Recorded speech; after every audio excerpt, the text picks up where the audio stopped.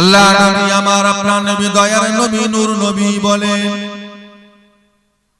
ময়দানে মাহশারে কিয়ামতের দিন আল্লাহ পাক প্রত্যেকটা বান্দা বান্দীকে দাঁড় করিয়ে আল্লাহ সর্বপ্রথম 5টা প্রশ্ন করবেন। ওই 5টা প্রশ্নের জবাব না দেওয়া পর্যন্ত আমি আপনি আল্লাহ পাকের সম্মুখ হইতে এক কদম আগে যেতে পারবো না। আল্লাহ রাব্বুল আলামিন প্রত্যেকটা বান্দা বান্দীকে আল্লাহ পাক দাঁড় করিয়ে সর্বপ্রথম আল্লাহ পাক যে প্রশ্নটা করবেন, ওরে আমার বান্দা, ওরে আমার বান্দি, আমি আল্লাহ পাক তোমাকে দুনিয়ার বুকে 70 বছর হায়াত দিয়েছিলাম, 80 বছর হায়াত দিয়েছিলাম, 100 বছর হায়াত দিয়েছিলাম, রাতে আরামের ঘুম দিয়েছিলাম, দিনের আলো দিয়েছিলাম, আমি আল্লাহ পাক তোমার শরীরটা সুস্থ রেখেছিলাম, আমি আল্লাহ পাক তোমার রিজিকের দায়িত্ব নিয়েছিলাম, আমি আল্লাহ পাক তোমাকে দুনিয়ায় থাকার মতো উপযুক্ত ব্যবস্থা করে দিয়েছিলাম। ওরে আমার বান্দা বলো বলো, 80টা বছর তুমি কিভাবে কাটিয়েছো? 90টা বছর তুমি কিভাবে কাটিয়েছো? 100টা বছর তুমি কি কাজ করে এসেছো? বলো বান্দা। আল্লাহ রাসূল বলেন, প্রত্যেকটা বান্দা বান্দীকে আল্লাহ পাক জিজ্ঞাসা করবেন, এই প্রশ্নের জবাব না দেওয়া পর্যন্ত আমি আপনি আল্লাহ পাকের সম্মুখ হইতে এক কদম আগে যেতে পারবো না। আল্লাহ ধরবে, কিভাবে কাটিয়েছো বলো 100 বছর আমাকে হিসেব। আপনি মনে করতে পারেন আপনার রিজিক জমি থেকে আসে, তাই আপনি জোহরের নামাজ ছেড়ে দিয়ে জমি নিয়ে বসে আছেন। আপনি মনে করতে পারেন আপনার রিজিক দোকান থেকে আসে, তাই আপনি মাগরিবের নামাজ ছেড়ে দিয়ে দোকান নিয়ে বসে আছেন। যদি নামাজে যায়, যদি দুটো খদ্দের পালায়, টাকা কমে যাবে, বেচা কিনা কমে যাবে, দোকান নিয়ে বসে আছেন। আপনি মনে করতে পারেন আপনার রিজিক হয়তো অফিসে কাজ করেন তাই আসে, তাই আপনি জুম্মার নামাজ ছেড়ে দিয়ে অফিস নিয়ে বসে আছেন। কেন? নামাজ পড়তে গেলে যদি মাইনে কেটে নেয়। আসলেই কি তাই? মানুষের রিজিক কি জমি থেকে আসে? মানুষের রিজিক কি দোকান থেকে আসে? মানুষের রিজিক কি অফিস থেকে আসে? মানুষের রিজিক কোথায় থেকে আসে? বলে কোথা থেকে আসে? ওমা মিন দাআবাতিল ফিল আরদি ইল্লা আলাল্লাহি রিজকুহা। আসমানের নিচে জমিনের উপরে যত মাখলুকাত আছে, প্রত্যেকটা মাখলুকাতের রিজিকের জিম্মাদার আল্লাহ বলছে স্বয়ং আমি নিজে নিয়েছি। জোরে বলুন সুবহানাল্লাহ। একটু মহব্বতে বলা যাবে। রিজিকের মালিক হলেন আল্লাহ, দোকান নয়। যতই অলসতা করেন, যতই আলসামি করেন, অলসতা করেন, তাতে আপনার রিজিক কমেও যাবে না। আর যতই গাজওয়ারি করেন, শক্তি দেখান, হামবাড়াই করেন, মাতব্বারি করেন, তাতে আপনার রিজিক বাড়বেও না। এই বাজেট আল্লাহ আগে থেকে পাস করে দিয়েছে। বুঝতে পেরেছেন? আপনি পাগলামি করছেন, আপনি লাফালাফি করছেন, দৌড়াদৌড়ি করছেন, হই হই করছেন। আপনার গ্রামে এই যে এত কটা গাছ আছে, 10, 20টা, 50টা পাখির বাসা আপনার গ্রামে আছে। এই পাখিদের বাসাগুলো ঘুরে ঘুরে দেখবেন কদিনের খাবার তারা জোগাড় করে রেখেছে। আপনি তো এক সপ্তাহের জন্য খাবার কিনে রেখে দিয়েছেন, চাল ডাল তেল মশলা আনাজ সবজি পেঁয়াজ আদা রসুন, কম বেশি এক সপ্তাহের মতো প্রত্যেকের ঘরে কিনে রাখা আছে না? পাখিরা কদিনের খাবার জোগাড় করে রাখে? এক সপ্তাহ, কথা বলে 1 মাস। বলে পুকুরের মাছেরা কদিনের খাবার জোগাড় করে রাখে? ছাগল ভেড়া দুম্বা কুকুর বিড়াল যা কিছু ঘুরে ফিরে বেড়ায়, এরা কদিনের খাবার জোগাড় করে রাখে? কালকে কি খাবো না খাবো, পাবো কি না পাবো, আজকে যখন পেয়েছি জোগাড় করে রেখে রাখে রাখে। ওরা জানে রিজিকের মালিক কে, কথা বলে কে? রিজিকের মালিক হলে জিবরাইল ফেরেশতা, ইসরাফিল ফেরেশতা, আল্লাহ। ওটা এমন একটা জিনিস লাফালাফি করে বাড়াতেও পারবেন না, আর কেউ যদি অলসতা করে যদি ঘরে শুয়েও থাকে দোকান না খুলে, তাতেও তার রিজিক। একটু বলেন না, বলেন না। হ্যাঁ, এটা ঈমান। বিশ্বাস আছে আপনাদের এই কথার উপরে? হ্যাঁ, এখন বিশ্বাস যদি থাকে তাহলে লটারির টিকিট কারা কাটে?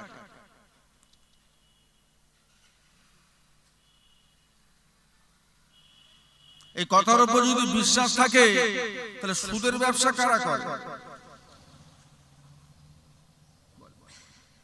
রিজিক বাড়বেও না। এই কথার উপর যদি বিশ্বাস যদি থাকে তাহলে জুয়া কারা খেলে? জুয়া, সুদের ব্যবসা, ব্যাংক থেকে লোন, বন্ধন ব্যাংক, গ্রুপ লোন, মহিলা সমিতি, এসব কারা চালায়? মুসলমান পাড়ায় এসব চলে না। একটু হা হু দেন। আপনারা তো মাশাআল্লাহ জিকির টিকির করে, ফুলফুরা সিলসিলার মানুষ, হারাম হালাল তো সবই বোঝে, নাকি জানেন না? এক একটা গ্রামের পাড়ায় জলসা, এমনও জলসা আছে 40 বছর ধরে হচ্ছে। এক একটা পাড়ায় 3টে 4টে 5টা করে জলসা হচ্ছে, সবই তো আপনারা জানেন। আপনাদের এখানে সব লটারি টটারি কাটার সব নেই তো? ময়না বাজারে, দিগবেরিয়া বাজারে, লিঙ্গন বাজারে, মাধবপুর বাজারে সব দোকান আছে, লটারির দোকান আছে? একটু হাহু দেন না। ও তো জয়দেব পাড়ার ছেলেরা কাটে, ঘোষ পাড়ার ছেলেরা কাটে তো।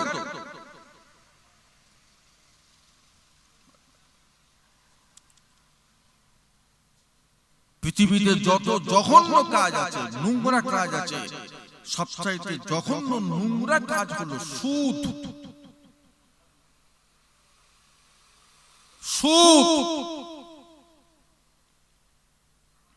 মদিনার মসজিদে নববী শরীফে আল্লাহর নবী ফজরের নামাজ পড়ে সাহাবা হুজুরদেরকে নিয়ে বসে আছেন। ও ভাইয়ারা, নবী আমার সাহাবা হুজুরদেরকে নিয়ে ওয়াজ করছেন। বাবারা, গতকাল রাতে আমি বাড়িতে ঘুমিয়েছিলাম, হঠাৎ আমি স্বপ্নের মধ্যে দেখতে পেলাম আল্লাহ পাকের দুজনা বান্দা আমি রাসূলুল্লাহকে ঘুম থেকে তুলে নিয়ে একটা নদীর পাড়ে নিয়ে গেলেন। নদীর পানিটা স্রোত বইছে, পানির রংটা স্বাভাবিক রং নয়, পানির রংটা হলো মানুষের রক্তের মতো লাল। ওই পানিটা নদীর মধ্যখানে আল্লাহর একটা বান্দা হাবুডুবু খাচ্ছে। বান্দাটা হাবুডুবু খেতে খেতে চিৎকার করতে করতে বান্দাটা আরে ওঠার চেষ্টা করছেন, পারে ওঠার চেষ্টা করছেন। ওই পারেতে দেখতে পেলাম আল্লাহর একজনা বান্দা বিশাল দেহ নিয়ে দাঁড়িয়ে আছে, মাথা ভর্তি পাথর নিয়ে দাঁড়িয়ে আছে। ওই মানুষটা যখন ডুবে ডুবে ডুবে ডুবে ওই পারে ওঠার চেষ্টা করছে, আল্লাহ পাকের বান্দা পারে দাঁড়িয়ে থেকে মাথা থেকে পাথর নিয়ে মানুষটাকে ছুঁড়ে ছুঁড়ে তার মুখে আঘাত করছে। মুখটা ফেটে চূর্ণ বিচূর্ণ হয়ে যাচ্ছে। মানুষটা আঘাত খেতে খেতে আবার নদীর মধ্যখানে চলে এসেছে। পার থেকে মানুষটা পাথর মারাটা বন্ধ করে দিয়েছে।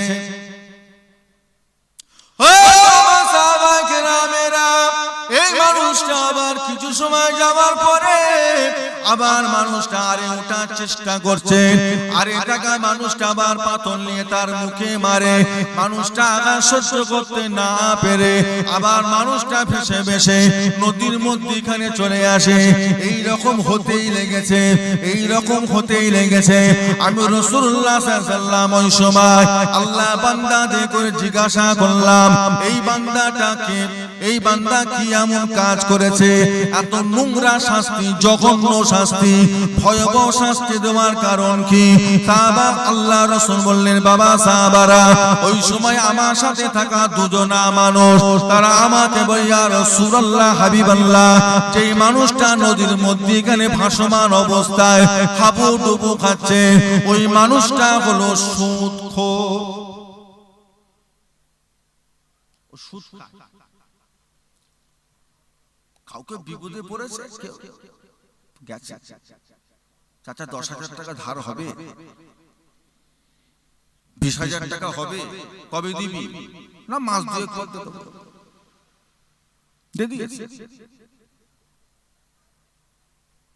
পরের মাসে গিয়ে বলছে টাকাটা দে, বলছে হবে না। বললাম তো মাস দুয়েক, বলছে সুদটা দে। চাচা তুমি সুদ খাবে? সুদ খাবে? অত জ্ঞান দিচ্ছিস কেন?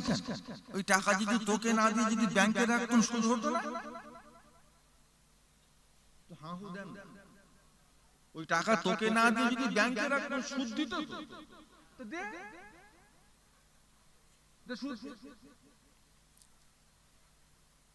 নিজেও খাচ্ছে, ছেলেপুলেগুলোকেও খাওয়াচ্ছে, বাড়িতে যদি বুড়ো মা বাপ থাকে তাদেরকেও খাওয়াচ্ছে। সুদ। লটারির টিকিট কাটছে, উনি বড় লোক হবে। কে কোথা পেয়েছে নাকি 1 কোটি খবর পেয়েছে, ওর মাথা খারাপ, ওর ঘুম হারাম, প্রত্যেকদিন কাটছে, প্রত্যেকদিন কাটছে। বলছে একদিন তো পাবা, একদিন তো তোর নসিবে নেই, তুই পাবি কি করে?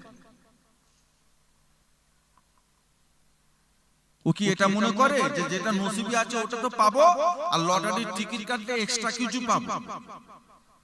তা তো না, নসিবে থাকলে তো পাবে, আর না থাকলে, নসিবে থাকলে পাবে। এই কথাই যদি তোমার ঈমান থাকে, বিশ্বাস থাকে, তোমার লটারি কাটার দরকার নেই। নসিবে যদি 1 কোটি থাকে, তুমি সেটা এমনি পাবে। তার জন্য ওই পাওয়াটা, ওই 1 কোটি টাকা পাওয়ার জন্য তোমাকে কোনো হারাম ব্যবসার সাথে জড়িত হতে হবে না, লটারি কাটতে হবে না। আল্লাহ নসিবে লিখে রাখলে তুমি, আল্লাহ ইচ্ছা করলে সবাইকে বড় লোক করতে পারে, আল্লাহ ইচ্ছা করলে সবাইকে কোটি কোটি টাকার মালিক করে দিতে পারতেন। তাতে কি আমার আল্লাহর ভান্ডারে কিছু কমে যেত? কমে যেত? আল্লাহ যে আপনাকে কম টাকা দিয়েছে, এটাও আল্লাহর একটা রহমত। আল্লাহ যে ওনাকে বেশি টাকা দিয়েছে, এটাও আল্লাহর একটা রহমত। তা বলে এটা মনে করবেন না আল্লাহ ওকে বেশি টাকা দিয়েছে মানে আল্লাহ ওকে বেশি ভালোবাসে, আর আমি গরিব মানে যে আল্লাহ আমাকে কম ভালোবাসে।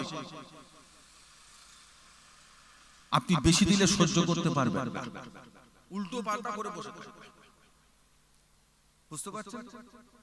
ওর ঘরেই আসে, সারা দিন রাত জোয়ার আড্ডা বসে, কিছু টাকা পেয়ে গেল ঘরে আসে। আল্লাহর নবী হযরত মুসা আলাইহিস সালাম একবার রাস্তা দিয়ে হেঁটে হেঁটে যাচ্ছে। কিছু রাস্তা যাবার পর দেখতে পেলেন একটা মানুষ কোমর পর্যন্ত তার বালির ভিতর ঢুকে, কোমর পর্যন্ত বালির মধ্যে ঢুকিয়ে দিয়ে মানুষটা গরম রোদে উত্তপ্ত বালুতে চিত হয়ে শুয়ে আছে। নবী মুসা আলাইহিস সালাম যে বলছে, ওহ কি কষ্ট গো তোমার, হে বান্দা, আল্লাহর বান্দা, কষ্ট হয় না? তুমি এত কঠিন রোদে আর এইভাবে শুয়ে আছো? বলছে হুজুর আমি খুব গরিব, এতটুকু কাপড় নেই যে আমি আমার ইজ্জতটা একটু ঢাকবো, ওই কাপড়টুকু আমার নেই।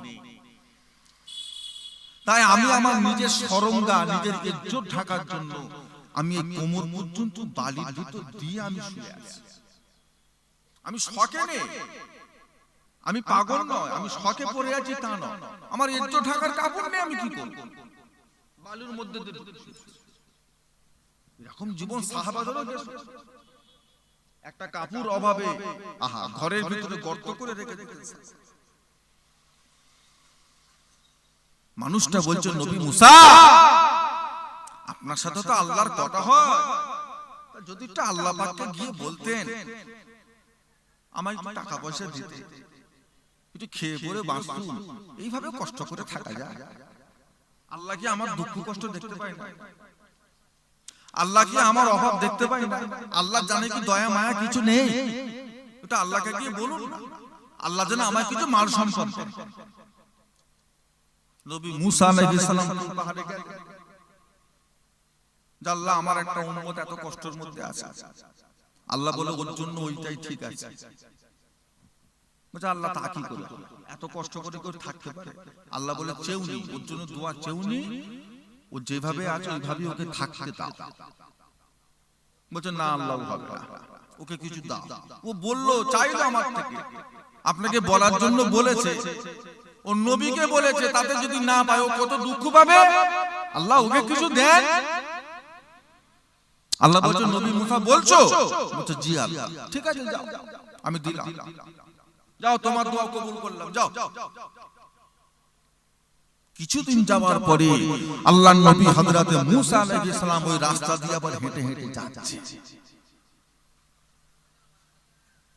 কাছাকাছি যখন হয়েছে দেখতে পেয়েছে মানুষটা যেখানে থাকতো সেই জায়গায় বেশ কিছু মানুষ ভিড় করে হই হই করছে,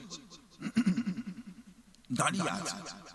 নবী মুসা চিন্তা করলে সেই তো আবার কি হলো রে বাবা। কাছে গিয়ে বলছে কি ব্যাপার, এত মানুষ এখানে দাঁড়িয়ে হই হই করছো, কি হয়েছে? বলছে তেমন কিছু না, একটা ব্যাপার ঘটেছে হুজুর। কি ঘটেছে? বলছে হুজুর আপনি দেখেছেন কি? বলতে পারছি না। একটা মানুষ এখানে ছিল যে বড় গরিব অভাবী, নিজের ইজ্জত ঢাকার জন্য কোমর পর্যন্ত বালির ভেতর সব সময় ঢুকিয়ে রেখে দিত। দেখেছেন কি? বলছে হ্যাঁ হ্যাঁ দেখেছি তো, দেখেছি।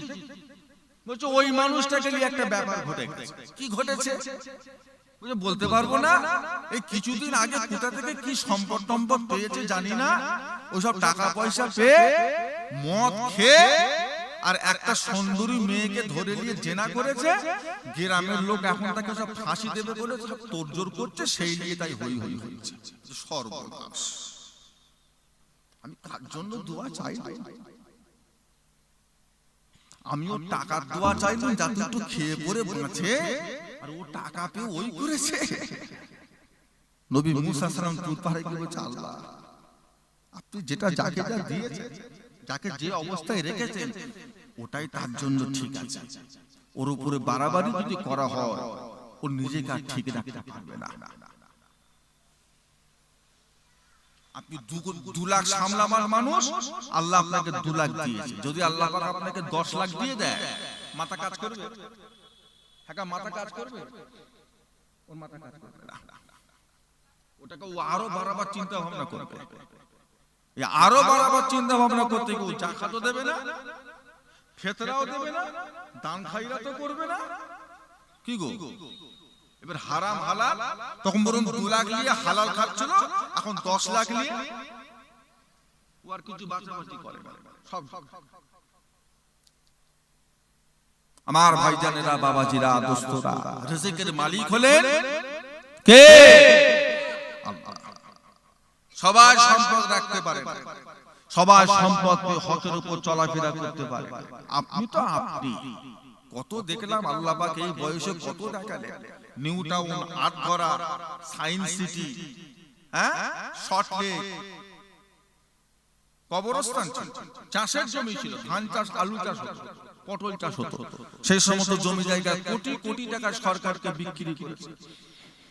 জমি জায়গাগুলো সরকারকে কোটি কোটি টাকায় বিক্রি করে এত টাকা পয়সা চাষি হাতে টাকা আর মাথা কাজ করে, এ মাথা সে মাথা করে আমোদ ফুর্তি করে বারে গিয়ে মদ খেয়ে ল্যাংটা মেয়ের নাচ দেখে সব শেষমেশ করে দিয়ে এখন দেখি টোটো চালাচ্ছে। বাড়িখানা করেছিল, রয়ে গেছে, রং করার পয়সা নেই, খবর নিয়ে দেখছি অটো চালাচ্ছে। অটো সকালবেলা ঘুম থেকে উঠে গোসল টোসল করে অটো নিয়ে বেরিয়ে পড়ছে। সবাই রাখতে পারে না, সবাই রাখতে পারে না। যতটুকু আল্লাহ পাক দিয়েছে এর উপরে সন্তুষ্ট হয়ে যায়, এর উপরে আল্লাহ যা দিয়েছে আলহামদুলিল্লাহ। তবে আল্লাহ আমি যেন হালালের উপর চলতে পারি, যা সম্পদ দিয়েছো যেখানে যা হক ঠিক ঠিক মতো যেন আদায় করতে পারি, সেই তৌফিকটা তুমি আল্লাহ আমাকে দিও। বুঝলে? আল্লাহ নবী আমার আপনার নবী দয়া নবী বলে বাবা সাহাবারা, আল্লাহ বা প্রত্যেকটা বান্দা বান্দিকে আল্লাহ বা দ্বিতীয় একটা প্রশ্ন করবেন। ও বান্দা বান্দিরা, দুনিয়ার বুকে আমি আল্লাহ পাক তোমাকে একটা সময় দিয়েছিলাম, তোমাকে একটা বয়স দিয়েছিলাম, যেটা হলো তোমার যৌবনকাল, যেটা হলো তোমার যুবক যুবতী কাল। ওই যৌবন কালটা তুমি কিভাবে কাটিয়েছো, ওই যৌবন কালটা তুমি কিভাবে পার করেছো, ওই যৌবন কালটা তুমি কিভাবে শেষ করেছো, আমি আল্লাহকে তুমি আজকে হিসেব দাও, কেমন করে শেষ করলে বান্দা। আল্লাহ রাসূল বলেন প্রত্যেকটা বান্দা বান্দির কাছ থেকে আল্লাহ পাক যৌবন কালের হিসেব চাইবেন। আল্লাহর বান্দা বান্দিরা যত সময় না পর্যন্ত যৌবন কালের হিসাব না দিতে পারবে, আল্লাহর কোন বান্দা বান্দি আল্লাহ পাকের সম্মুখ হইতে এক কদম আগে যেতে পারবে না। দাও হিসেব, যা তোর বুড়ো বয়সের সময় ছেড়ে দিলাম, যা তোর বাল্যকাল ছেড়ে দিলাম, হিসাব লাগবে না, যৌবন কালের হিসাবটা আমাকে দে। যৌবন কাল আপনার জীবনের ভিতরে সবচাইতে মূল্যবান দামি সময় হলো কোনটা? ওইটা কিভাবে কাটিয়েছে একটু বলুন তো বান্দা। 15 থেকে 35, 15 থেকে 35 পার হয়ে গেল মানে অর্ধেক হায়াত। 40 পার হলো মানে আপনি যতদিন দুনিয়ায় বেঁচেছেন সামনে আর ততদিন আপনি আর বাঁচবেন না, মরে যাবেন, যে কোনো মুহূর্তে খবর হয়ে যাবে। এই 15 থেকে 35টা কিভাবে শেষ করেছে? বুড়ো বয়সে নামাজ তো এমনিই পড়বে, আর তো কোনো গতি নেই। ছেলের কাছেও গাল খাচ্ছে, পাড়ার লোকের কাছেও গাল খাচ্ছে, ও বাবা লাস্টে দেখছি নিজের বইয়ের কাছেও গাল খাচ্ছে। কেন জ্বালাচ্ছ ঘরে বসে বসে? যাও না, বাইরে যাও না। কাজের সময় কেন চেঁচামেচি করছো? যাও বাইরে। দূর বাবা, বউটাও তেড়িয়ে দিল, চ মসজিদে চ। কি করব? বসে বসে আল্লাহ করছে। ও তো যাবে, ও নামাজের কথা বললেও যাবে, না বললেও যাবে। আল্লাহ চাইবে যৌবন কালের হিসাব কিভাবে কাটিয়েছো বলো।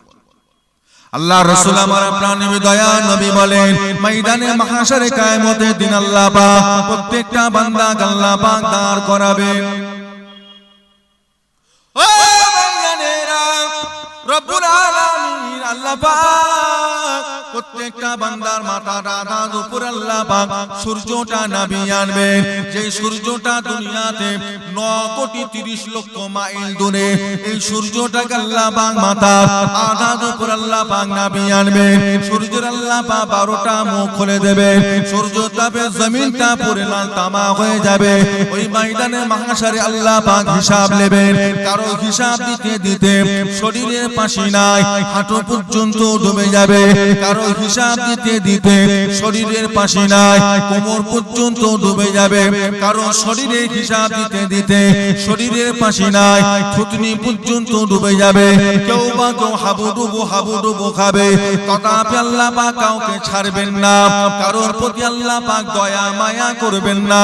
বান্দা হিসাব দাও, বান্দা হিসাব দাও। আল্লাহ রাসূল বলেন ওই ময়দানে মাহশার আল্লাহ পাক কোনো ছায়ার ব্যবস্থা করবেন না, সবাইকে আল্লাহ পাকের নিদান করিয়ে রাখবেন। তবে একটা মাত্র ছায়া আল্লাহ রাখবেন, যেই ছায়াটার নাম হলো আরশে আজিমের ছায়া। ওই ছায়াটা আবার কিন্তু সবাই পাবে না। সাহাবা হুজুরা জিজ্ঞাসা, ইয়া রাসূলুল্লাহ হাবিবাল্লাহ, পাবে কারা? আল্লাহ রাসূল বলে বাবা সাহাবারা, আমার উম্মতিদের ভিতরে মাত্র 7 শ্রেণীর মানুষ আছে যারা আরশ বাগের ছায়া পাবে, অন্য কেউ পাবে না। এই 7 শ্রেণীর মানুষ কারা? বাবারা, আল্লাহ রাসূল বলেছিলেন বাবারা, এক নাম্বার হলো শাবুন্নাশা ফি ইবাদাতি রাব্বি, শাবুন্নাশা ফি ইবাদাতি রাব্বি, জওয়ানি ওয়াক্তের নামাজ, জওয়ানি ওয়াক্তের রোজা, জওয়ানি ওয়াক্তের দান খায়রাত, কাল কিয়ামতের ময়দানে মাহশারে আরশ পাকের ছায়া নসিব হয়ে যাবে। জোরে বলুন, বুড়ো বয়সের নামাজে আরশের ছায়া পেতে গেলে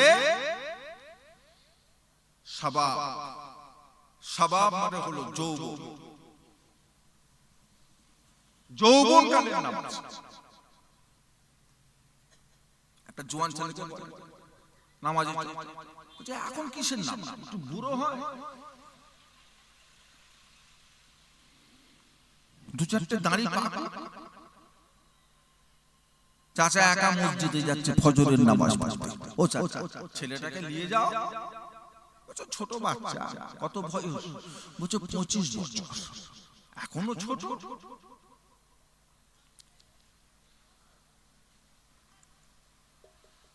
বলেন এখনো ছোট?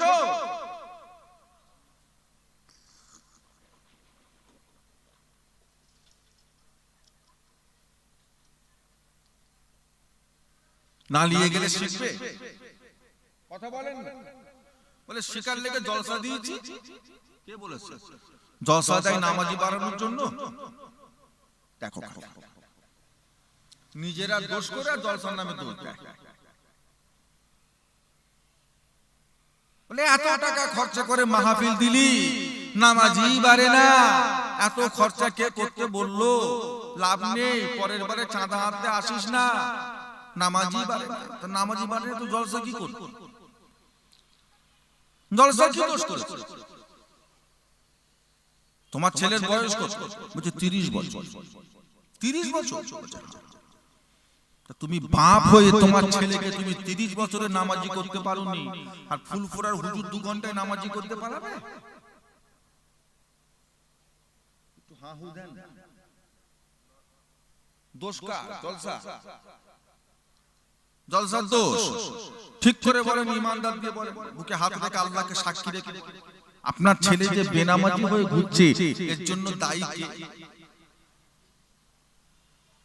আপনার মেয়ে যে নামাজ পড়ছে না এর জন্য দায়ী কে? হুজুর, মসজিদের ইমাম।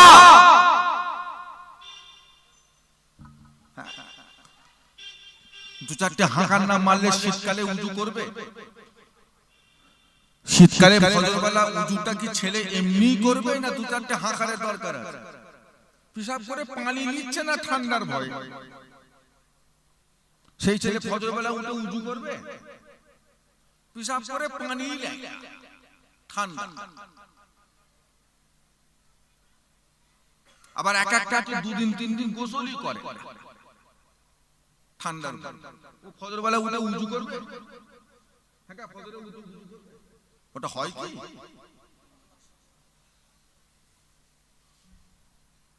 আপনি জুম্মার দিনে মসজিদে আসছেন খুতবা শেষ হবার পরে, আবার কেউ মসজিদে আসছে জুম্মার দিনে ইমামের 1 রাকাত হয়ে যাওয়ার পরে, আপনার থেকে আপনার ছেলেটা কি শিখবে? ও জীবনও আগে যাবে মসজিদে? ও আগে যাওয়া অভ্যাস আছে? বল তাকিয়াতুল উযু, দুখুলুল মসজিদ, কাবলাল জুম্মা, জীবনও দেখেছে বাপকে পড়তে? কথাই বলছে না। ওর বাপকে পড়তে জীবনে দেখেছে? ছেলে পড়বে? ছেলে কার দেখেছে? চিলড্রেন অলওয়েজ কপি দেয়ার প্রেস। ইংরেজিতে একটা কথা আছে, ছেলে মেয়ে অনুসরণ করবে মা এবং বাবা। আপনার মেয়েটা 9 বছর বয়স হয়ে গেল, আপনার মেয়েটা 10 বছর বয়স হয়ে গেল, হ্যাঁ 15 বছর হয়ে গেল, 9 পড়ছে, সামনে বারে মাধ্যমিক সেন্টার পরীক্ষা দেবে, বড় হয়ে গেছে। এখনো তুমি মা হয়ে যদি বিকালবেলা ঘর থেকে বেরিয়ে রাস্তায় যে গ্রামের চ্যাংড়াদের সাথে ছেলেদের সাথে যদি হই হই করো, গল্প গুজব করো, হি হি হা হা করো, মাথার কাপড় ঠিক নেই, পিঠের কাপড় ঠিক নেই, যদি এখনো করে বেড়াও, তোমার থেকে তোমার মেয়েটা কি শিখবে? এতদিন যা করেছো করেছো, এবার তো একটু সংশোধন হও যে আমার বাচ্চা বড় হচ্ছে, আমার মেয়েটা বড় হচ্ছে। আমি এখনো যদি বাদরামি করে বেড়াই, চ্যাংড়াদের সাথে যদি হই হই করে বেড়াই, আমার মেয়েটা সেম পথে হাঁটবে। নিজের জন্য ভালো না হতে পেরেছো, কমসে কম বাচ্চাদের জন্য কিন্তু ভালো হও।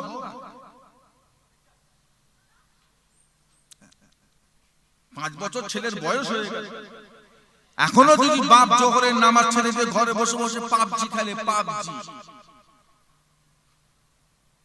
গেম খেলছে, কি একটা গেমের ভক্ত হয়েছে, বাপের কথা শুনছে না, মায়ের কথা শুনছে না, বইয়ের কথা শুনছে না, কিচ্ছু দেখছে না, পুরো পাগল হয়ে গেছে। একটা দিন ছিল, গ্রামের মানুষ মারা গেলে গ্রামের মুরব্বীরা, তার সমবয়স্ক লোকেরা বলতো, আহারে একসঙ্গে ঈশার নামাজটা পড়লাম, একসঙ্গে জুম্মার নামাজটা পড়ে এলাম, মানুষটা মারা গেল। এই একটা সময়ের কথা ছিল। কে মারা গেছে? কে মারা গেছে? কে মাইকে কি বলছে না? বলছে অমুক পাড়ার কুতুব, এই তো বাজারের মসজিদে ঈশার নামাজ একসঙ্গে পড়লো, মারা গেল। এটা একটা সময়ের কথা ছিল। সামনে যে দিনটা আসছে এই সব কথা শোনা যাবে না। কে মরেছে না, কে মরেছে না, কে বলছো অমুক পাড়ার রহিম, আব্দুর রহিম মরে। ও বাবা, তাই নাকি? এই তো দেখুন ফেসবুকে গেম খেলছে না, কি করছে দেখছি। এই তো দেখুন একটা আমাকে ছবি পাঠালো, এই তো দুজনে বসে বসে পাবজি খেলছে, ইকুনি মরে গেল। ওই নামাজ পড়ে ঘরে এলু, জেকের মজলিস করে ঘরে এলু, এই সব কথা শোনা যাবে না। এইবার শোনা যাবে এই মাত্র পাবজি খেলে ঘরে এলু, এই মাত্র আমাকে হোয়াটসঅ্যাপে দুটো ছবি পাঠালো, এই মাত্র ফেসবুকে আমাকে চ্যাটিং করছিল, এই মাত্র হোয়াটসঅ্যাপে বসে বসে ভিডিও কল করছিল, তারপরেই মরে গেল। এই দুজনে বসে বসে কত গল্প, কত কথা, কত পাকা পাকা কথা, এই আলোচনা সে আলোচনা। এখন খালি এবার এই সব শোনা যায়। নামাজ পড়ে একসঙ্গে ঘরে এলুম, তারপরে মারা গেছে, এই কথা শোনা যায়। বাপেরা যদি ঠিক না হয়, গ্রামের মায়েরা যদি পর্দাশীল না হয়, নিজেরা যদি নিজেদের ভুলগুলো বুঝে সংশোধন যদি না হয়, আপনাদের ছেলে মেয়েরা জীবনেও কোনোদিন ভালো হতে পারে না। বাপ নামাজি হয়ে, মা পর্দাশীল হয়ে, শরীয়তের হুকুম আহকাম মেনে চলে, তারপরও মেয়ে বিগড়ে যাচ্ছে। কথা বলতে পারছেন? তারপরও মেয়েরা বেলাইনে চলে যাচ্ছে। আর তুমি যেভাবে চলছো, তোমার ছেলে মেয়ে তোমার সামনে স্কুলে যাবে, স্কুলের ইউনিফর্ম পরে, আর ওদের ব্যাগে দেখবে একটা ড্রেস ইস্ত্রি করে গুছিয়ে রাখা আছে, শুধু পাড়াটুকু পার হতে দাও না, ওই ড্রেস গুছিয়ে স্কুলের ব্যাগে ঢুকে যাবে, আর যেটা ব্যাগে আছে ওটা শরীরে চলে আসবে, আর খুঁজে পাবে না। স্কুলে যে দেখবে তোমার মেয়ে ঘর থেকে বেরিয়েছে, আম্মা স্কুলে যাচ্ছে, একেবারে বিকাল 4টে দেখবে ঘরে ঢুকছে, তুমি মাথায় পিঠে হাত দিলো, আহারে বাবারে, ওহ কি পড়াশোনা করে ঘোনার ডিম। ও যখন ঘুমাবে ব্যাগটা চেক করে দেখো, ওর ব্যাগে একটা স্কুলের ড্রেস, তার সাথে একটা নিজের অন্য সালোয়ার কামিজ, অন্য একটা ড্রেস ওর ব্যাগে সাইড করে ঢুকিয়ে রেখে দিয়েছে, ওটা থাক, তোমার কোনো খবরই। আর দেশের তো এই হাল, আইন কানুন ব্যবস্থা কিচ্ছু নেই, নিয়ম কানুন কিচ্ছু নেই। কে কার বউকে নিয়ে যাচ্ছে কোন হোটেলে, কে কার মেয়েকে নিয়ে যাচ্ছে কোন হোটেলে, ও হোটেল মালিকও জিজ্ঞাসা করে না, থানা পুলিশও ঝামেলা নেই। দু ছেলের মা বেরিয়ে পালাচ্ছে, থানায় গিয়ে কেস করছে, হ্যাঁ থানা মেয়ের কাছে গেল, জিজ্ঞাসা করছে কি রে চলে এলি কেন, বলছে আমি একে নিয়েই খুশি, আমি আর যাব না। তোমার ঘরের ক্ষমতা নেই ওই মেয়েটাকে তুমি সেখান থেকে বার করে নিয়ে আসো, পারো যদি তুমি আর একটা বিয়ে করে নিয়ে যাও, আমি যাচ্ছি না, আপনি আমার পারবেন না, দেশের আইন, এটা দেশের আইন। সারা জীবন যেই মেয়েকে কোলে পিঠে মানুষ করলে, যেই মেয়ের রোগে বিমারে অসুখে হসপিটালের ফুটপাতে শুয়ে শুয়ে রাত কাটিয়ে দিলে, সেই মেয়ের যখন 18 বছর বয়স হয়ে গেল, একটা নোংরা লম্পট বাজে ছেলের সাথে বেরিয়ে চলে গেল, তুমি খবর পেয়ে সেখানে হাউমাউ করে গেলে, তোমার মেয়ে বলে দিল আব্বা আমি যাব না, আমি একে নিয়ে খুশি। পৃথিবীর কোন প্রশাসন শক্তি, ভারতের কোন আইন আর তোমাকে আর সুযোগ সুবিধা দেবে না। টেন্ডি বেন্ডি করলে ধরে তোমায় জেলে ঢোকাবে। তোমার মেয়ে 18 বছর বয়স হয়ে গেছে, ও যেটা চাইবে সেটা করবে। তুমি কে? দেশের আইন, এটা দেশের আইন। 18 বছর মানুষ করার পরও তার উপরে আপনার কোনো হুকুম চালাতে পারবে না। ও যা করবে তাই, দেশের আইন। আল্লাহ আমাদেরকে হেফাজত করে, আমাদের বাচ্চা কাচ্চা গুলোকে আল্লাহ সুবুদ্ধি দেন, নিজেরা ঠিক হন, সব ঠিক হয়ে যায়।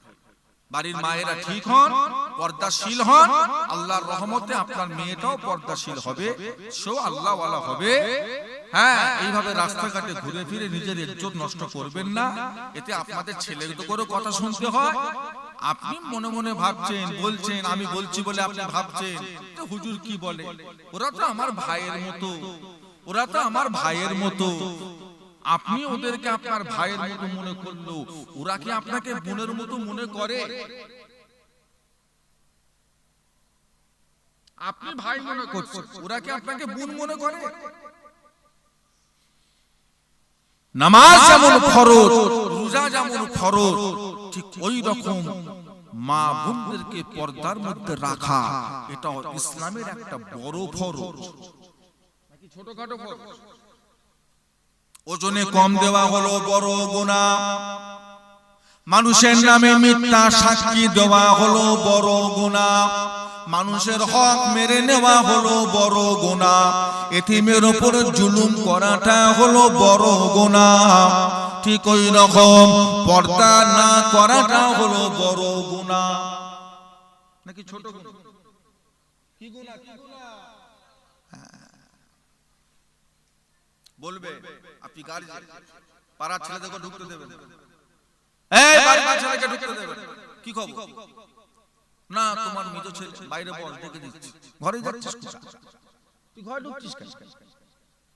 আমার দুটো বৌমা আছে, আমার দুটো মেয়ে আছে, আমার বিবি আছে, কে কি অবস্থায় আছে, কার মাথার কাপড় আছে কি না আছে, কে জামা কাপড় কাচছে, কে গোসল করছে, কে রান্না করছে, কি অবস্থায়। তুই একটা বেগুনা পুরুষ হয়ে আমার ঘরে ঢুকছিস কেন? তুই করা লালা, তুই বাইরে থেকে ডাক, তুই ঢুকে পড়ছিস হনন করে পরের ঘরে। দাঁড়া, বাইরে দাঁড়া, আমি ডেকে দিচ্ছি। করা যদি নামটা দায়ুসের খাতায় উঠে যাবে।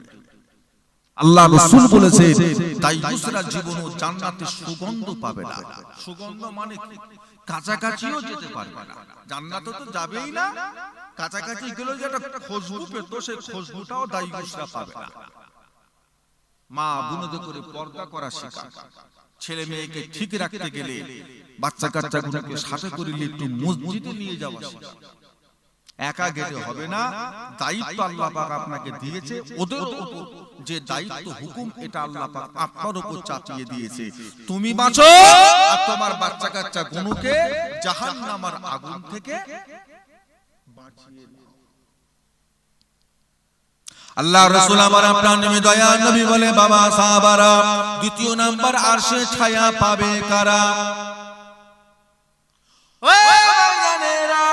আল্লাহ রাসূল বলে ইমামুন আদিলুন, ইমামুন আদিলুন, আরশে ছায়া কারা পাবে? ন্যায় ইমাম যারা হবে, ন্যায় বিচারক যারা হবে, ন্যায় শাসনকর্তা যারা হবে। যখন তাদের কাছে কোনো বিচার আসবে, ছোট বড় দেখবে না, নিজের লোক পরের লোক দেখবে না, সঠিকভাবে বিচার করবে। আল্লাহকে হাজির নাজির জেনে সঠিক বিচার যে দিতে পারবে, আল্লাহ রাসূল বলে যে দায়িত্ব মানুষটা নেবে, দায়িত্ব সুন্দরভাবে আদায় করে নেবে, দায়িত্ব নিয়ে তারা কোনো খারাপ ব্যবহার করবে না, অপব্যবহার তারা করবে না। আল্লাহ রাসূল বলে ইমামুন আদিলুন, ওই রকম তারা ন্যায় ইমাম যারা হবে, ওই সমস্ত ইমাম গুলোকে, ওই সমস্ত নেতা গুলোকে, ওই সমস্ত বিচারক গুলোকে আল্লাহ পাক কাল কিয়ামতের ময়দানে মাহশারে আরশ পাকের ছায়া নসিব করে দেবে। জোরে বলো, জোরে বলুন। ন্যায় ইমাম বিচারক সত্যের উপর দাঁড়িয়ে সঠিক বিচার করে দেবে। আপনি যেই পার্টির লোক হন না কেন, দায়িত্ব পেয়েছে, বিচার এসেছে, তাতে যদি ভুল নিজের পার্টির লোকের হয় একভাবে বলে দেন, ভুল যদি অন্য পার্টির ছেলের হয় সেটাও ঠিকভাবে বলে দেন। আমার পার্টির ছেলে বলে 7 গুণ মাপ, আর অন্য পার্টির ছেলে বলে সব দোষ তার, কিয়ামতে আপনি কিন্তু আরশ পাখির ছায়া পাবেন। আর আরশের ছায়া যদি আমরা না পাই, হাসরের ময়দানে 50,000 বছর একভাবে দাঁড়িয়ে থাকাটা কিন্তু আমাদের জন্য বড় কঠিন হয়ে যাবে। এত দূরে সূর্য, 8 ঘন্টা থাকা যায় না বাপ। মানুষের চোখ ধোঁয়া হয়ে যায়, সবুজ হয়ে যায়, কত মানুষ মাথা ঘুরে পড়ে যায়। আর হাসরের ময়দানে সূর্য থাকবে মাত্র 1 সঠিক বিচার দেবে।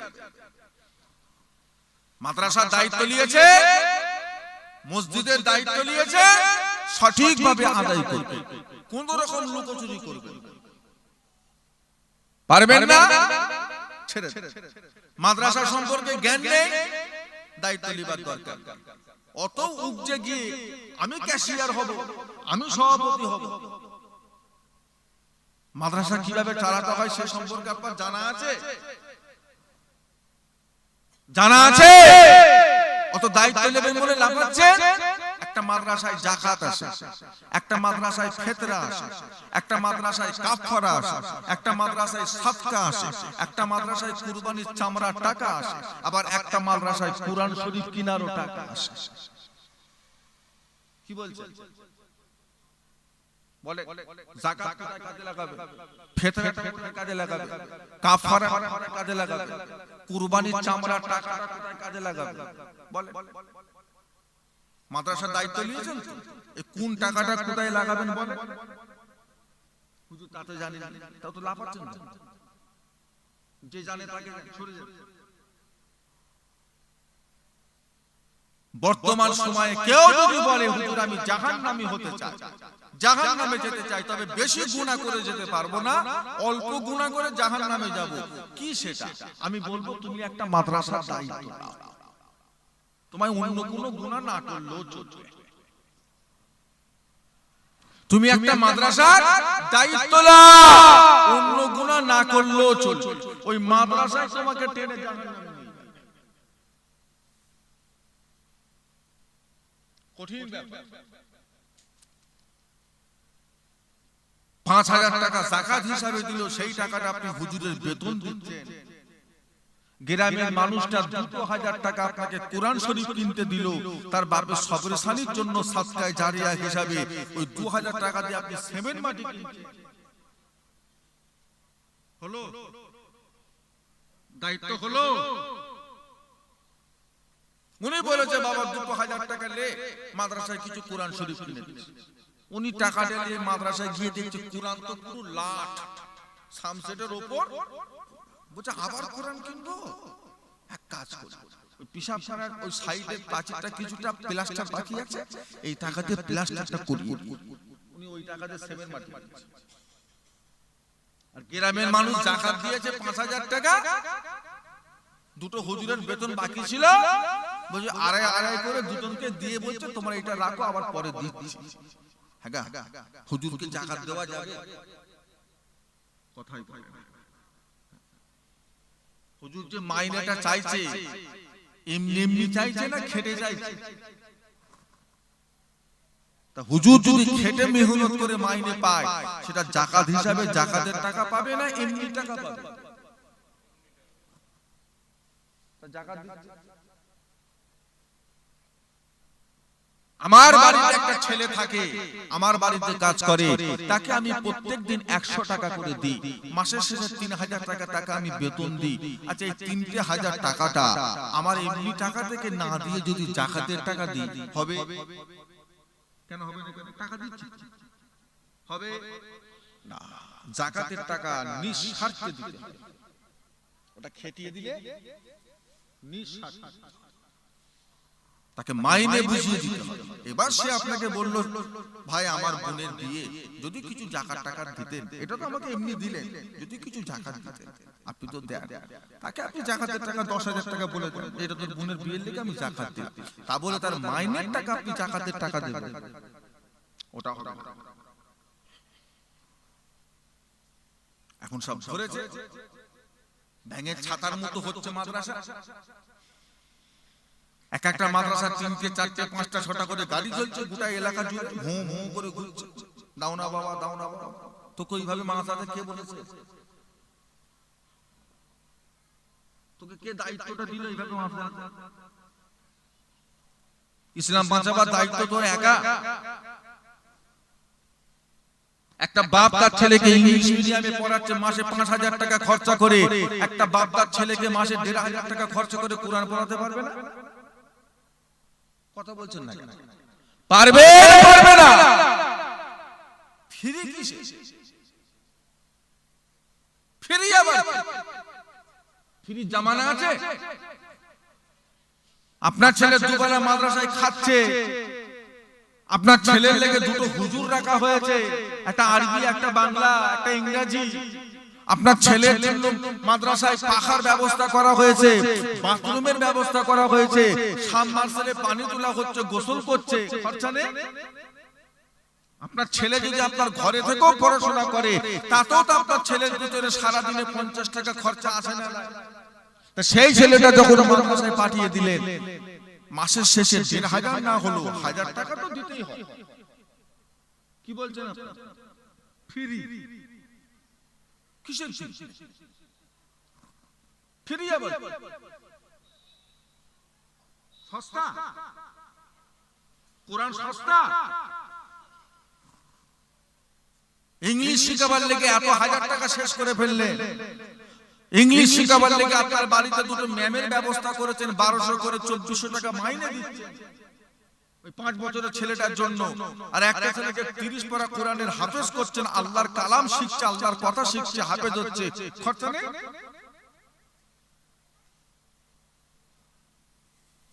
ঘুরছে কমিশনে কারবার, কমিশনে কারবার।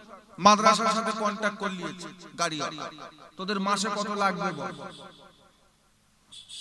সে আবার কি কথা, যা উঠবে দিবি, বলছেন না কত নিবি সেটা আগে থেকে বলছো। বাবা ই আবার কি নিয়ম? তোরা বলছে 10,000 টাকা দিবি মাসে, আমাদের বিল টিল যা লাগে সাহায্য সহযোগিতা সব করবো, তোরা মাসে 10,000 টাকা। গাড়িওয়ালা ওরা বলছে 8,000 বলছে আচ্ছা ঠিক আছে 8,000। ও মাসে তুললো 25,000 আর মাদ্রাসায় দিল 8,000, বাদ বাকি চলছে কারবার। 100 টাকা তুললে 40 টাকা, আমার 60 টাকা। রোজে যাবে না। আপনি যদি বলে তুমি আমার মাদ্রাসায় খেদমত করো, তোমাকে প্রত্যেক রোজ 400 টাকা করে দেবো, তাতে 1000 উঠুক 2000 উঠুক, দিনের শেষে আর 500 উঠুক, সে আমরা বুঝে নেবো, সমস্যা নেই। তোমাকে আমরা প্রত্যেকদিন 400 টাকা করে দেবো, সকাল 10টায় বেরোবে, মাগরিব বেলা ঢুকবে, 400 টাকা ও কাজ করবে। ও কাজ করবে। দিগদেরিয়া থেকে গাড়িটা নিয়ে 34 নম্বর জাতীয় সড়কে উঠে কিছুটা বাম দিকে গিয়ে ওই ফাঁকা ময়লা টয়লা ফেলে ওই জায়গায় গাড়ি সাইড করে দিয়ে চুপচাপ গাড়ির ভেতর বসে বসে ফোন ঘাটবে। ও জানে আমি খাটলো 400 পাবো, না খাটলো ও কি করতে খাটবে। আসরের নামাজ বাদ গ্রামে ঢুকে 2 কেজি আলু, 1 কেজি পেঁয়াজ, 4 কেজি চাল, 2-4টে খুচরোর টাকা পয়সা দিয়ে বলবে বাবা আমারটা আমায় দিয়ে দিন, আমার শরীর ভালো না, সারাদিন চেয়ে জান খারাপ হয়ে গেছে, দে বাবা আমাকে আমারটা দে। আর যেই বলে দেবে কমিশনে কারবার, 100 টাকা তুললে 40 টাকা তোর, ও ঘোষ পাড়াটাও ছাড়বে। ও ঘোষ পাড়া থেকে চাঁদা তুলতে চলে আসবে, এমন ওয়াজ করবে পাড়ায় ঢুকে, বাড়ির মেয়েরা কানের নাকের খুলে দিতে তাড়াতাড়ি দিয়া, খুব কাঁদছে হুজুরটা, এই পারবে তো নানাকে জান্নাতে পাঠাতে।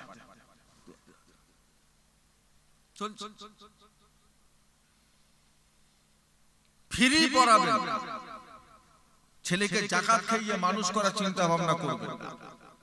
ওই মাদ্রাসায় পড়বে আর এলাকার লোকেদের চামড়া, কুরবানির চামড়ার টাকা, কার ছেলে অসুস্থ বিমার হয়ে রোগে হসপিটালে পড়ে আছে তার একটা সাদকার টাকা, হ্যাঁ যাকাতের টাকা, কাফারার টাকা, কার বাপ মরার আগে নামাজ কাজা করে গেছে সেই টাকা, এসব খাইয়ে ছেলেকে মানুষ করবেন না। এটা ভুল করছেন,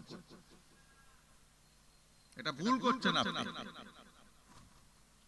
ও ছেলে ভালো ছেলে হবে, যে ছোট থেকে যাকাতকে, ফিতরাকে, কুরবানির চামড়ার টাকাকে মানুষ হয়েছে, ও বড় হয়ে ওই খাবে, ওই যাকাতই খাবে, ফিতরাই খাবে। চেষ্টা করবেন সব সময় নিজের মেহনতের হালাল টাকা খাইয়ে ছেলেকে মানুষ করবে।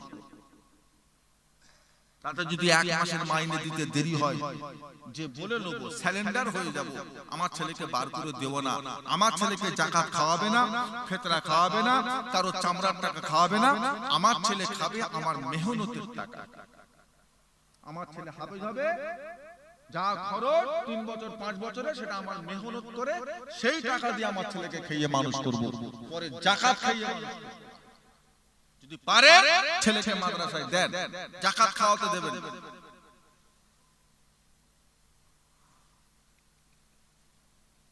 একান্ত যদি না থাকে, বাপ মারা গেছে ছোটবেলায়, এতিম, ভিন্ন কথা।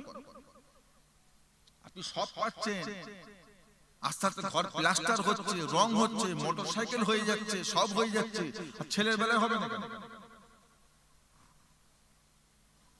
রাগ করছেন আপনারা? আমার ভাইজানেরা, বাবাজিরা, দোস্তরা, আল্লাহ নবী আমার আপনার নবী, দয়া নবী বলে, বাবা সাহাবারা, আরশ পাকে ছায়া কারা পাবে? ও ভাইজানেরা, নবী আমার বলেন, রাসূলুন কলবুহু মুআল্লাকুন ফিল মাসাজিদে, রাসূলুন কলবুহু মুআল্লাকুন ফিল মাসাজিদে। আল্লাহ রাসূল বলেন, মসজিদে আযান হয়ে গেল, মসজিদে আযান হয়ে গেল, মুসল্লিরা নামাজের জন্য মসজিদে সবাই রওনা হয়ে গেল, নামাজ হয়ে গেল, মুসল্লিরা যে যার মতো নেমে চলে এলো। তবে মুসল্লিদের অন্তর গুনাহ আল্লাহর ঘরে রেখে দিয়ে এলো। আবার যখন আযান হয়ে গেল, জামাতের জন্য আবার মসজিদে চলে গেল, নামাজ হয়ে গেল, মুসল্লিরা নিচেই নেমে চলে এলো, মুসল্লির অন্তরটা আল্লাহর ঘরে রেখে দিয়ে চলে এলো। আবার যখন আযান হয়ে গেল, আবার মুসল্লি নামাজের জন্য মসজিদে চলে গেল।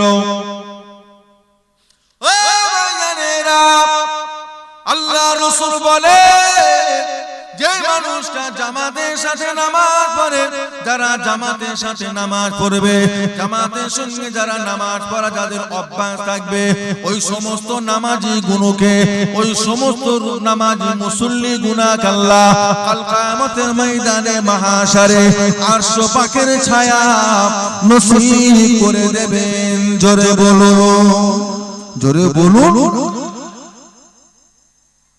এখানে আল্লাহ রাসূল বয়সের কথা বলে, তবে নবী বলেছে জামাতের সাথে নামাজ।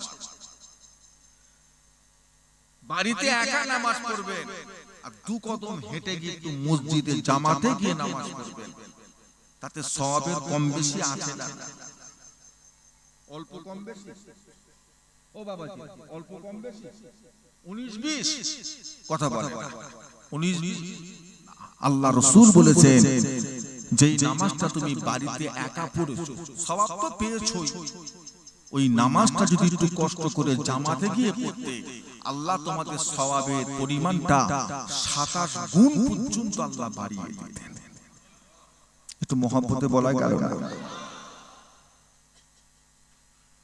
কত গুণ? আমাদের সওয়াবের দরকার নেই, জামাতে গিয়ে পড়তে, প্রত্যেকটা কদমে কদমে নেকি পাবে। একটা সময় আসবে বাবা, একটা সময় আসবে হাত পড়ে যাবে, পা পড়ে যাবে, অসুস্থ হয়ে যাবে, বিমারি হয়ে ঘরের ছেলেরা বাচ্চারা জানালার পাশে আপনাকে শুইয়ে রেখে দেবে, মসজিদের মাইকের আজানের আওয়াজ কানে আসবে, সবাই টুক করে হেঁটে হেঁটে মসজিদে যাবে। আপনার ইচ্ছা গেলেও কিন্তু সেদিন আপনি আর মসজিদে যেতে পারবেন না। মনটা কাঁপবে, বুকটা জ্বলে যাবে, ভেতরটা ফেটে যাবে, আর কিচ্ছু করার নেই। সারা জনমের মতো বন্ধ হয়ে গেল। অসুস্থ হওয়ার আগে এই সুস্থতা জীবনটাকে একটু দাম দিতে শিখুন। বিমারি হয়ে ঘরে শুয়ে পড়ার আগে যতদিন চলে ফিরে বেড়াতে পারছেন, এই জীবনটাকে একটু মূল্যায়ন করতে শেখেন, দাম দিতে শেখেন। ফালতু ফালতু বাজারে বসে বসে লোকের নামে গীবত গিল্লা করে নিজের আখিরাতটাকে নষ্ট করবেন না। কথা নেই, চুপ থাকুন, ফালতু কথা বলবেন না। কথা যদি না থাকে চুপ। আল্লাহ রাসূল বলেছে, আমার উম্মতদের জন্য চুপ করে বসে থাকাটাও হলো ইবাদত। জোরে বলবেন না। লোকের গীবত করার থেকে তো চুপ থাকা ভালো। হ্যাঁ, লোকের গীবত শোনার থেকে তো উঠে চলে যাও, নাকি বসে বসে কি হবে? কি হবে? নিজে যতটুকুটা কামাই করেছো আমল, যার নামে তুমি গীবত করছো, যার নামে গীবত শুনছো, সব তোমার আমল গুনাহ পাখির মতো ডানা লেগে উড়ে উড়ে উড়ে উড়ে সব তার আমল নামায় চলে যাবে, আর তার গুনাহগুলো সব উড়ে উড়ে এসে তোমার ঘাড়ে এসে পড়বে। কিয়ামতের ময়দানে মাহশারে এরা অবাক হয়ে যাবে, আল্লাহ আমার নামাজ কোথায় গেল? ও রব্বুল আলামিন, আল্লাহ পাক আমার রোজা কোথায় গেল? ও রব্বুল আলামিন, আল্লাহ পাক আমার ইবাদত কোথায় গেল? না জানি কার আমল নামার খাতাটা আমার হাতে এসে পড়ল। আল্লাহ তো এটা আমার আমল নামা নয়, আমি তো নামাজ পড়ি। কই সেটা? আল্লাহ পাক আমি রোজা রেখেছি, আমার রোজাগুলো কোথায় গেল? আমি মসজিদে বসে বসে জিকির করেছি, আল্লাহ আমার জিকিরটা কোথায় গেল? ও আল্লাহর ফেরেশতারা দেখো তো, মনে হয় খাতাটা ভুল হয়ে গেছে, এটা আমার খাতা নয়, অন্য কারোর খাতা আমার কাছে চলে এসেছে। আল্লাহর ফেরেশতারা বলবে, না না, এটা তোমারই খাতা, তুমি কি ভুলে গেছো? অমুকের নামে তুমি গীবত করেছো, অমুকের নামে তুমি গীবত করেছো, অমুকের নামে তুমি পিছনে কথা বলেছো।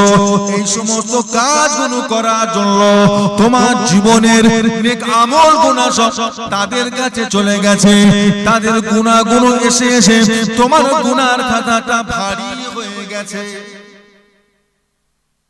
বান্দা বলবে, ও ফেরেশতারা, এই তো ভুল হয়ে গেছে, এটা আমার খাতা নয়।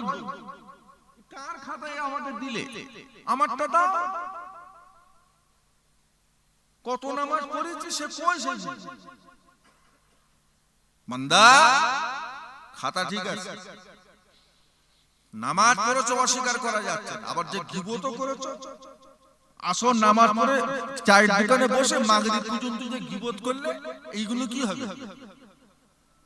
তোমার আসরে গেছে, মাগরিবও গেছে, শুধু গাধার খাটান খেটে গেছো, লাভ কিছু নেই। কিয়ামতে দেখবে খাতা ফাঁকা। চুপ থাক, কথা নেই, বার্তা নেই, কিছু বলার নেই, চুপ। ফালতু বকবেন। সময় করে করে মসজিদে গিয়ে জামাতের সাথে নামাজ পড়বেন, এটাই এটাই। আল্লাহ পাক বংশ দিয়ে বিচার করবেন না, আল্লাহ পাক বান্দার টাকা পয়সা দিয়ে বিচার করবেন না, আল্লাহ পাক বান্দার গায়ের রং দিয়ে বিচার করবেন না।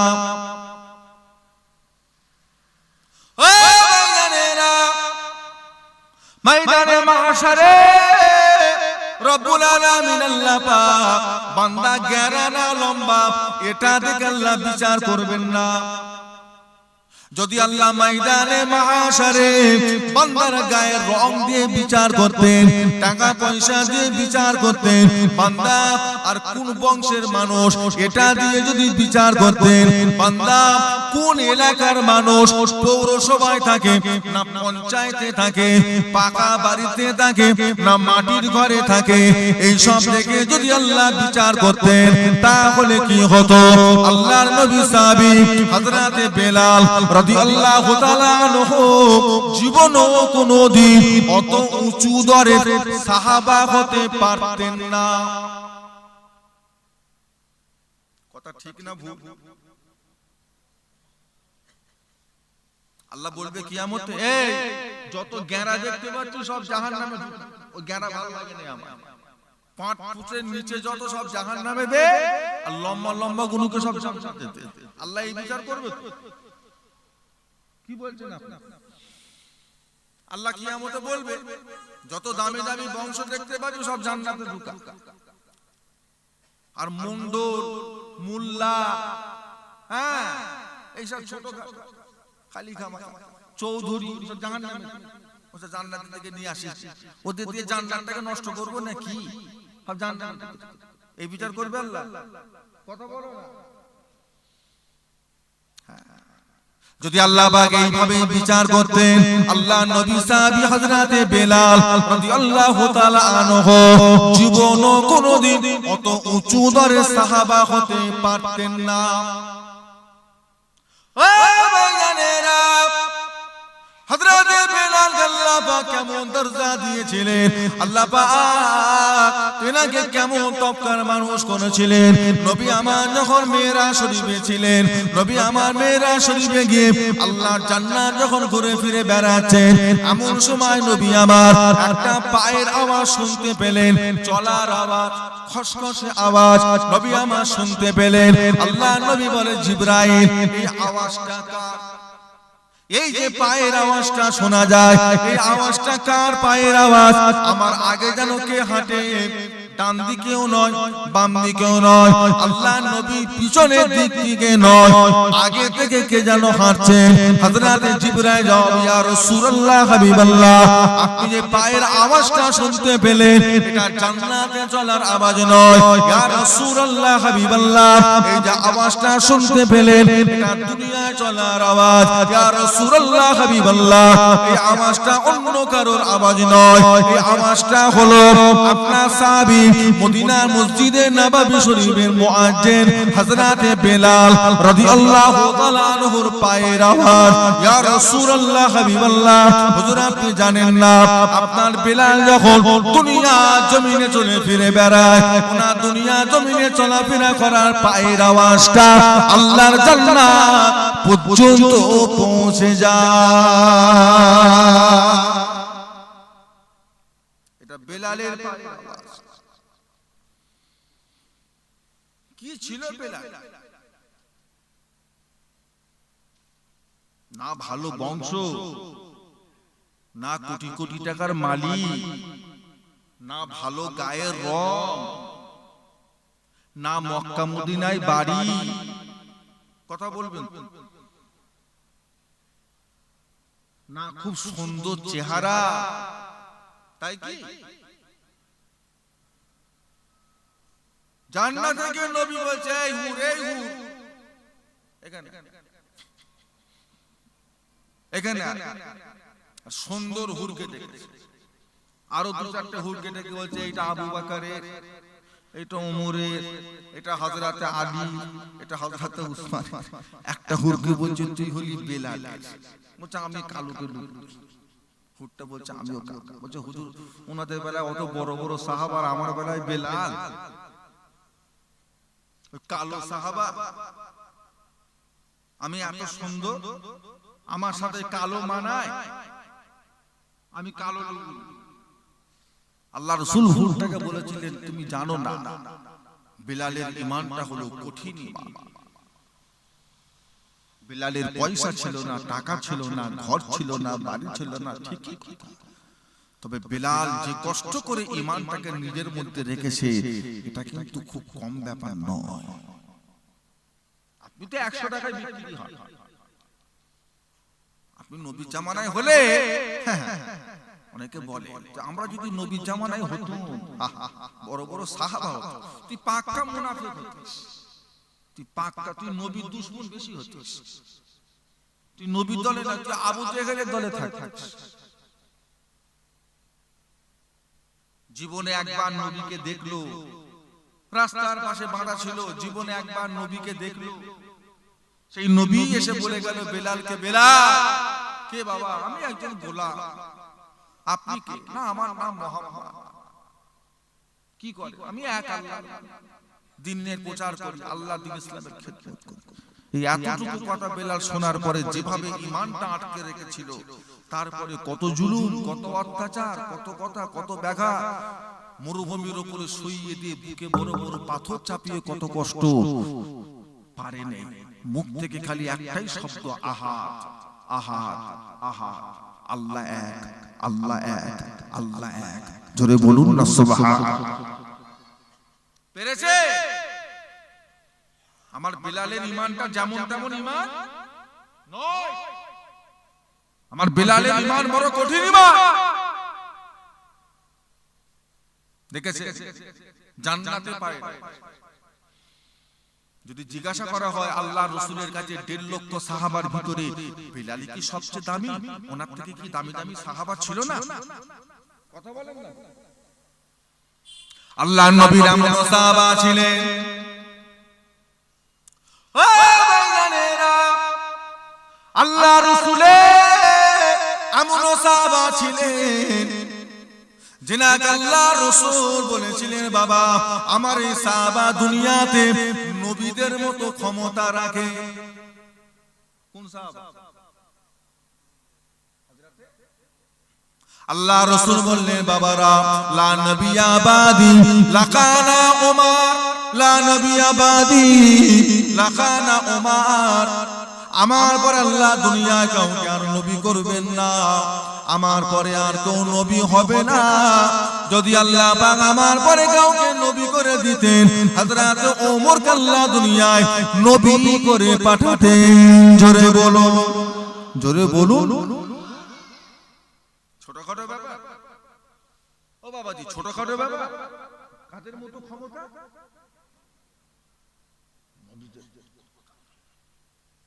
শয়তান রাস্তা পরিবর্তন করতে ওমর ফারুককে দেখতে। সবার তো মিজাজ সমান। আপনি যদি মনে করেন হুজুর মানে যে নরম হবে, তা তো না। নবীদের ভিতরে নরম গরম ছিল না? সাহাবাদের ভিতরে ছিল না? আপনার মুজাদ্দিদুজ জামান দাদা পীরের আওলাদদের ভিতরে নরম গরম ছিল না? নেই? নরম গরম নেই?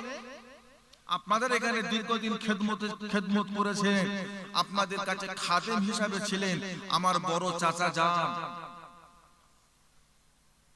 ছোট হুজুর কেবলা, বড় সাহেবজাদা, উপযুক্ত সাহেবজাদা, উপযুক্ত সন্তান, পীরে কামেল শাহ সুফি আলা হযরত আমার কালিমুল্লাহ সিদ্দিকী চাচা যান রাহমাতুল্লাহ আলাইহি। আল্লাহ আমার হুজুর কেবলার কবরটাকে আল্লাহ নূর দিয়ে ভরিয়ে দেন। বলুন আল্লাহুম্মা আমিন। নরমে নরম, আবার গরমে কি গো, অন্যায় সহ্য করতে পারতেন না। আবার জায়গা মতো পুরো পানি, পুরো মাটি, আবার জায়গা মতো।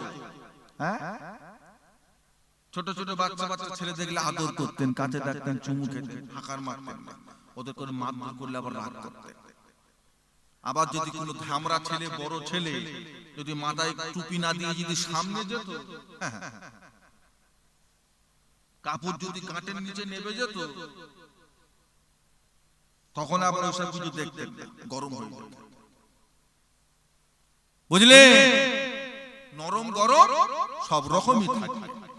পালালে হবে, সরে গেলে হবে, শিখতে গেলে একটু মারধর খেতে হয়, গালিগালাজ শিখতে হয়, একটু বকাঝকা খেতে হয়, আর যাবো না, শিখতে পারবে। ছেলে যতক্ষণ না কাঁধে মা দুধ দেয়, এই শীতকালে দেবে, দুধ দেবে, ছেলে কোন দিকে মা কোন দিকে শুয়ে আছে, সারা রাত পার হয়ে গেল, ছেলেও কাঁদে নেই, মাও দুধও দেয় না। আর যেই বাচ্চা কেঁদে উঠেছে মা বলে, মা যেখানেই থাকুক না কেন তীরের মতো সরে এসে বাচ্চার মুখে দুধ দিয়েছে, খাইয়েছে, বাচ্চা পেশাব করে দিয়েছে, ওই ভিজে কাপড়ে সারা রাত কাটিয়ে দিয়েছে, কোনো কথা বলে না। ছেলে যখন কেঁদেছে, মায়ের জানে আল্লাহ পাক দয়া মায়া দিয়ে দিয়েছে, সাথে সাথে হাজার কষ্ট করে ছেলেকে খেতে দিয়েছে। ছেলে না কাঁদলে যদি মা দুধ না দেয়, আপনাকে একটু বকাঝকা খেতে হবে, রাগ মুখ খেতে হবে, তবে তো শিখবে না। এমনি নিজের চেষ্টা রাখতে হবে। আমার মুজাদ্দিদুজ্জামান দাদা হুজুর কেবলা রাহমাতুল্লাহ আলাইহির জীবনীতে একটা ঘটনা পাওয়া যায়। 12টা বেজে গেছে। ও ভাইজানেরা, ইলমে তাসাউফের একটা সবক আছে যাকে বলা হয় মাকামে রহমতের সবক। রহমতের মাকামের মুরাকাবা, রহমতের মাকামের মুরাকাবা 5টা নামের উপর করতে হয়। ইয়া আল্লাহু, ইয়া রহমানু, ইয়া রহিমু, ইয়া হাইয়ু, ইয়া কাইয়ুম। মসজিদে বসে যাবেন, বাড়িতে বসে যাবেন, নিরালা নির্জন জায়গায় গিয়ে বসে যাবেন, সেখানে বসে বসে নিয়ত করে নেবেন আমি আমার কলবের দিকে মতোয়াচে আছি। আমার কলব আমার পীর সাহেব হুজুরের কলবের দিকে মতোয়াচে আছে। পীর সাহেব হুজুরের কলবের ওসিলা হইয়া আল্লাহ পাকের 5টা নামের দিকে মতোয়াচে আছি। ইয়া আল্লাহু, ইয়া রহমানু, ইয়া রহিমু, ইয়া হাইয়ু, ইয়া কাইয়ুম। এই 5টা নামের দিকে আমি মতোয়াচে আছি। এই 5টা নামের হইতে রহমতের ফায়েজ আমার কলবে আসুক। নিয়ত করে নিয়ে মনে মনে নিয়ত করবেন। রহমতের সবকে বসলেন কেন? আপনার পীরের দিদার পাওয়ার জন্য, অমুক মাশায়েখের দিদার পাওয়ার জন্য, খাজা হুজুরের দিদার পাওয়ার জন্য, পীরানে পীর দস্তগীর গৌসুল আজম বড় পীরের দিদার পাওয়ার জন্য, মুজাদ্দিদুজ্জামান দাদা হুজুর কেবলার দিদার পাওয়ার জন্য, কিংবা রহমতের সবক করবেন। বাড়িতে কেউ অসুস্থ আছেন, তার শরীরের সুস্থতার জন্য রহমতের সবক করে আমল করবেন। আপনার রহমতের সবক, আল্লাহর 5টা নামের রহমতের ফায়েজ আল্লাহ দরবারে যদি কবুল হয়ে যায়, ইয়া আল্লাহু, ইয়া রহমানু, ইয়া রাহিমু, ইয়া হাইয়ু, ইয়া কাইয়ুম। এই 5টা নাম হলো ইসমে আযম, আল্লাহর বড় ফজিলতের নাম। যদি আল্লাহ দরবারে রহমতের সবক যদি কবুল হয়ে যায়, আল্লাহ পাক আপনার সাথে আপনার ওই মাশায়েখের দরবেশ সুফি সাহেবের আল্লাহর ওলির সঙ্গে দিদার নসিব করিয়ে দেবেন। যদি আপনি কারোর শরীরের সুস্থতার জন্য সবক করে থাকেন, আল্লাহ পাকের সবকের ওসিলায় তার বিমারকে আল্লাহ পাক ভালো করে দেবেন। জোরে বলুন। করতে হবে তো। মানুষের শরীরে 10টা লতিফা, 10টা লতিফা, 10টা মাকাম আছে। 4 লতিফা গোটা শরীরে জড়িয়ে আছে। বুঝলে? মানুষের শরীরকে তৈরি করতে আল্লাহ মাটি দিয়েছে, মাটি। মানুষের শরীর তৈরি করতে আল্লাহ বাতাস দিয়েছে, বাতাস। মানুষের শরীর তৈরি করার লেগে আল্লাহ পানি দিয়েছে, পানি। মানুষের শরীর তৈরি করার লেগে আল্লাহ আগুন দিয়েছে, আগুন। কটা জিনিস হলো? কটা জিনিস হলো গো? এই 4 লতিফা। এর কোনো নির্দিষ্ট জায়গা নেই। রূহের একটা লতিফা জায়গা আছে, কলবের একটা জায়গা আছে, নফসের একটা জায়গা আছে, শেরের একটা জায়গা আছে, খাফির একটা জায়গা আছে। তবে এই যে 4টে জিনিস বললাম, এর নির্দিষ্ট কোনো জায়গা নেই। পায়ের নখ থেকে নিয়ে মাথার তালু পর্যন্ত গোটা শরীরের মধ্যে আছে। যখন আপনি খাক লতিফায়ে খাকের সবকে বসে যাবেন, লতিফায়ে খাক আমি আমার কলবের দিকে মতোয়াচে আছি। আমার কলব আমার পীর সাহেব হুজুরের কলবের ওসিলা হইয়া আল্লাহ পাকের দিকে মতোয়াচে আছি। আল্লাহ পাকের তরফ হইতে লতিফায়ে খাকের সবক আমার শরীরে আসুক। আমার শরীর পা থেকে মাথা পর্যন্ত আল্লাহ আল্লাহ, আল্লাহ আল্লাহ, আল্লাহ আল্লাহ জিকির করুক। এই জিকিরে যখন আপনি বসে যাবেন, করতে করতে করতে করতে করতে করতে একদিন আপনার গোটা শরীর যখন জারি হয়ে যাবে, আপনার পশমের গোড়া থেকে আল্লাহ আল্লাহ শব্দের জিকিরের আওয়াজ শুনতে পাওয়া যায়। বুঝবে? কে করবে? কাকে বলবে আর কে? এখনকার ছেলেদেরকে বললে হাসবে, কি সব বকছে বলতো হুজুর, এসব কি বলছে? খাক বা সাত কি? মোবাইলের যুগ, ইন্টারনেটের যুগ, বলছে শরীরের পশম নাকি জিকির করবে। এর মুখ আছে? বুঝতে পারছেন? নিয়ামত পেয়েছিলেন, অন্যান্য হুজুর কেবলারা তো এত সময় দেন না, দিতেও পারেন না। আমার কালিমুল্লাহ চাচা হুজুর কেবলা আপনাদের কাছে দীর্ঘদিন ছিলেন, অনেক বসেছেন, অনেক থেকেছেন, আশপাশে জলসা মাহফিল করে রাত কাটিয়েছেন হুজুর কেবলা আপনাদের কাছে। সময় হয়েছে, অনেকে গেছে, অনেকে নিয়ামত পেয়ে সংগ্রহ করতে পেরেছে, সব জিনিস পরে পরে হয় না বাবা। পরে পরে যদি সব হয়ে যেত তাহলে ডাক্তারি 5 বছর পড়াশোনা করার পরে আর প্র্যাকটিক্যাল করার লেগার কোন সিনিয়রের কাছে উঠা বসা করা লাগতো, পরে টরেই হয়ে যেত। তা হয় কি? আবার 2-3 বছর 4 বছর সিনিয়রের কাছে থাকতে হয় না? হয়। এই ছুরি ধর, এই ব্যাগ ধর, এই লুটা ধর, এই পেন ধর, এই স্টেথোস্কোপটা ধর, সে পাশে দাঁড়া, দেখ। যেটা পরে পরে হয় না সেটা প্র্যাকটিক্যাল খুব সহজে হয়ে যায়। যাই হোক, অনেক লম্বা চওড়া হয়ে গেল। আল্লাহ যদি আবার কখনো তৌফিক দেন আপনাদের খেদমতে, আমি গুনাহগারকে যদি আল্লাহ কখনো নিয়ে আসেন, আবার আলোচনা হবে। আল্লাহ পাক যতটুকু আমি গুনাহগারের জবান থেকে আল্লাহ যা বলিয়েছেন, যতটুকু আল্লাহ যা বলার তৌফিক দিয়েছেন বলেছি, আল্লাহ সেই মোতাবেক আমাদের সকলকে যেন চলবার তৌফিক দান করেন। বলুন আল্লাহুম্মা আমিন, বলুন আল্লাহুম্মা আমিন। একবার মুহাম্মদে দরুদ শরীফ, আল্লাহুম্মা সাল্লি আলা।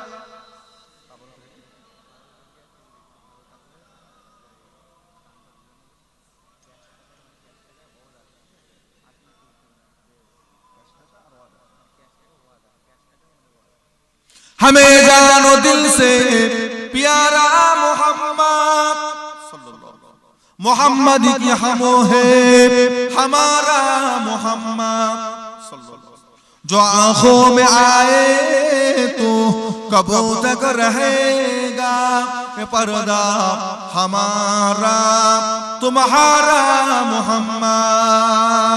अल्लाहुम्मा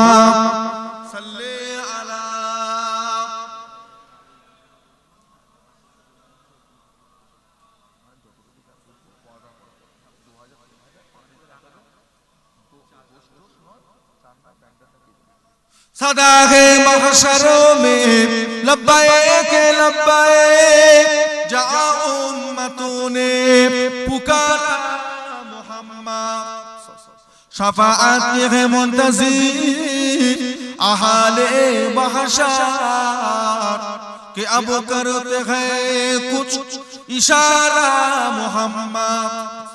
हमें जानो दिल से प्यारा मोहम्मद, मोहम्मद की हमोगे हमारा मोहम्मद। अल्लाहुम्मा सल्ले अला।